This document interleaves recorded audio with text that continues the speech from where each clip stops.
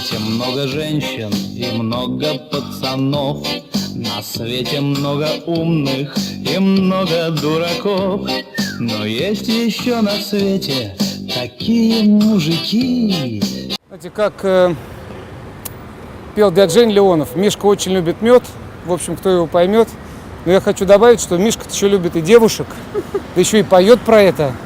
Потому что Мишка бабник. А вообще музыкальные игрушки — это потрясающе, они поднимают настроение. Всегда, всегда, всегда. И когда приносишь музыкальную игрушку с собой, у людей возникает только на лице улыбка. Правда, у кого мужья Борьки, не очень. Наш Борька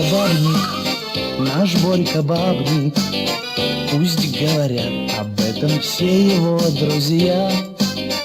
Наш Борька бабник,